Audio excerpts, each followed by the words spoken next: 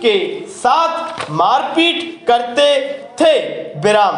वो कई बार अपनी बच्ची को वापस लेकर आया, लेकिन अभियुक्तगण उसके घर आकर यह भरोसा दिलाकर कि दोबारा ऐसी घटना नहीं करेंगे, उसकी बेटी को वापस ले जाते थे।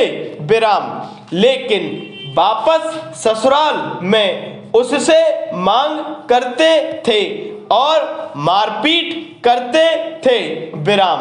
वो पुरुषोत्तम सोनीराम एवं अपने अन्य परिजनों के साथ बेटी के ससुराल समझाइश करने भी कई बार गया, तब मुलजिमान राजी हो जाते थे। इस कारण वो अपनी बेटी को वापस भेज देता था, लेकिन वो नहीं मानते थे। विराम।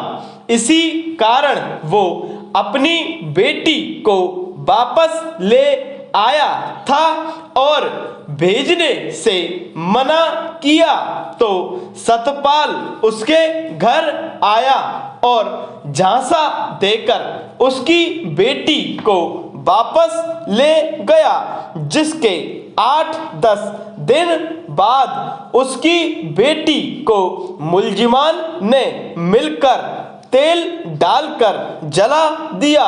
विराम। उसकी बेटी ने न्यायिक मजिस्ट्रेट के समक्ष अस्पताल में बयान दिए, जिसने बयानों में यह बताया है कि अभियुक्तगण ने उस पर दहेज नहीं लाने के कारण तेल छिड़क कर उसे जला दिया। विराम। बेटी ने यह भी बताया था कि उससे पहले भी दहेज की मांग करते थे। विराम। रिपोर्टकर्ता संजीव ने यह भी कहा है कि उसने साल भर तक रिपोर्ट इसलिए नहीं कराई क्योंकि अभियुक्तगण समझाइश के बाद समझ जाते थे और वो यह सोचता था कि ये लोग मान जाएंगे। विराम। उसकी बेटी का घर बना रहेगा।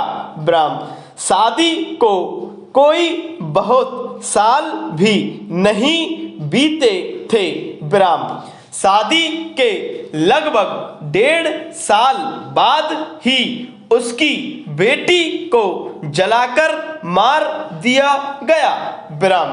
जब उसकी बेटी अस्पताल में भर्ती थी, वो इलाज में व्यस्त था, इसी कारण पहले रिपोर्ट दर्ज नहीं करा पाया।